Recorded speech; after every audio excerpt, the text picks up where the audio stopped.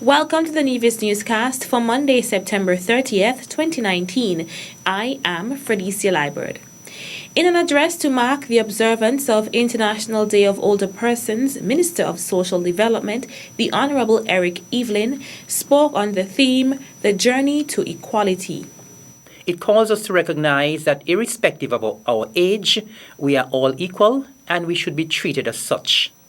It also serves as a reminder that seniors deserve to be treated with respect not only by the persons who are given the responsibility to care for them, but by all of us. It is important to note that according to statistics, over 20% of the world's population will be over 60 years by the year 2050. With this projection, attention must be given to the needs and challenges of older persons, and efforts should be made to ensure that they continue to function in society. Minister Evelyn also expressed his gratitude to the employees in his ministry. I wish to place on record my deepest appreciation to the members and staff of the Department of Social Services Seniors Division for their committed and quality service in ensuring that our seniors on Nevis receive the best possible service. I wish to state categorically that the services and programs provided for our seniors are nothing short of phenomenal. They are simply second to none in the region and probably among the best in the world. To justify this statement, my Department of Social Services do not limit itself to only celebrating International Day of the Elderly, but an entire month of activities dedicated to our seniors has been planned. The Seniors Division in the Ministry of Social Development will be hosting a month of activities to celebrate the observance. Minister Evelyn spoke about the first activity which took place on Sunday, September 29th at the Jessup's New Testament Church of God. A number of activities have been very carefully planned as we celebrate our seniors during the month of October, and we are soliciting the support of the general public where and when possible. On Sunday, September 29th, the seniors on the island came together and worshipped at the Jessup's New Testament Church. During the service, seniors were able to take part in the service through song, poetry, and a scripture reading. We were very warmly welcomed, and I extend words of appreciation to Pastor James Douglas and his congregation for the warm reception. International Day of Older Persons is annually held on October 1st. St. Kitts and Nevis signed and ratified the Regional Agreement on Access to Information, Public Participation and Justice in Environmental Matters in Latin America and the Caribbean, also referred to as the Escazu Agreement. Foreign Minister Brantley presented the instrument of ratification at a brief signing ceremony held at the UN headquarters on September 27, 2019. The Escazu Agreement aims to promote the right of present and future generations to a healthy environment and to sustainable development. The historic regional agreement is the only of its kind in the world to emerge from the United Nations Conference on Sustainable Development and the first environmental treaty of Latin America and the Caribbean. Also participating in the signing were Jamaica, St. Vincent and the Grenadines, Bolivia and Uruguay, bringing the number of countries to sign the agreement to 20. The St. Paul's Anglican Church held its annual health screening and walk on Sunday, September 29th. Assistant matron at the Alexandra Hospital, Nurse Jessica Scarborough, spoke about the morning's activity. This morning we were taking blood sugars and high blood pressure. We also added weight to it, which is a new initiative for this year. The turnout has been great. We would have seen some 32 persons so far, which is very good. We are now into breakfast, a healthy breakfast of course, and then we will be moving forward with church service where we'll be having a health talk by Dr. Earlene Pemberton. She will be focusing on aging starts now. She also expressed thanks to those who made the activity possible. We'd like to thank God for having us here, giving us health and strength to see that we are here this morning again for another screening. I'd also like to thank the nurses who would have attended, Nurse Compton, Nurse John, as well as Nurse Walters, who would have assisted with the screening. Nurse Walters is from another Anglican church, but she's here every year to support and to assist us. And I'd like to give them special thanks for that. I'd also like to thank Father Chris and Mrs. Nicole Slack-Libert, who's not here with us. This is her, was one of her initiatives. She has been here every year, but we all know that she would have left us last year to work somewhere. We're still thinking about her.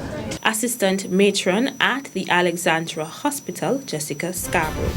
Still to come, St. Kitts and Nevis signs the Prohibition of Nuclear Weapons Treaty. The details after this break. At a loss as to what's going on in Nevis? Tune into NNC on NTV. Don't worry if you don't have cable either. NNC will bring the news to you wherever you are.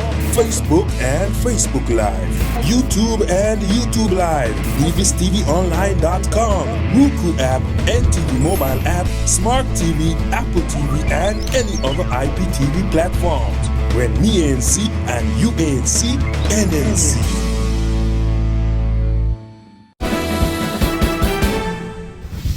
Welcome back. The Honorable Mark Brantley, Minister of Foreign Affairs and Aviation, signed the Treaty of the Prohibition of Nuclear Weapons, TPNW, at a signing ceremony which coincided with the commemoration of the International Day of Total Elimination of Nuclear Weapons, held on September 26, 2019. In accordance with General Assembly Resolution 6832 and subsequent related resolutions, the commemoration of the International Day aims to further the objective of completely eliminating nuclear weapons through enhancing public awareness and education about the threat posed to humanity by nuclear weapons and the necessity for their total elimination. The TPNW is the first legally binding international agreement to comprehensively prohibit nuclear weapons, with the goal of leading towards their total elimination. In June 2019 in Georgetown, Guyana, CARICOM countries participated in a Caribbean Regional Forum on the Treaty of the Prohibition of Nuclear Weapons to take stock of the treaty from a regional perspective and to canvass progress for the early signature and ratification by all countries in the region. Dominica, Grenada, and Trinidad and Tobago also signed the PNWT, and Trinidad and Tobago presented its instrument of ratification. The brief signing ceremony at the UN headquarters also featured presentations from the President of the UN General Assembly, the President of the International Committee of the Red Cross, the High Representative for Disarmament, and the head of the International Campaign to Abolish Nuclear Weapons. And I think this is a great thing. I see this thing have potential. I see it in years to come. This thing will be so big that we're going to need a bigger space, you know. We need to do it a little more regular, probably every 2 weeks. Right now a month is okay, but I see we need to improve on it. There is room for improvement, you know. So I'm happy that you guys bring up this idea, this farmers market thing, and it's working. Trust me, it's working. And it give an idea for the backyard farmers to have a little product to bring out to the farmers market and sell also, not just to the big farmers alone. You have avocado, pear, you have pineapple, you have any fruits whatsoever. You could bring it to the farmers market and easily get it sold. Sais Prasad, one of the farmers at the Friday, September 27th hosting of Farmers Market. Farmers Market began in May of 2019 and is held on the third Friday of every month at the top of Government Road. Patrons of the Farmers Market also gave their impressions. I think it's a great idea for having the farmers market. It gives the farmers a chance to sell their surplus goods at reasonable prices.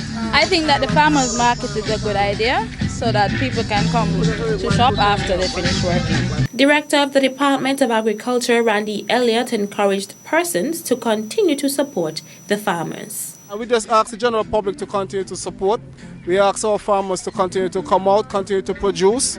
The department here in Nevis is trying its utmost best to ensure that our farmers are able to make proper livelihood out of the farming sector. So we just ask the general public to continue to support local, buy local, eat local. That's it for this edition of the Nevis Newscast. On behalf of all of us here at the Department of Information, I'm Fredisa Librard. Thank you for viewing.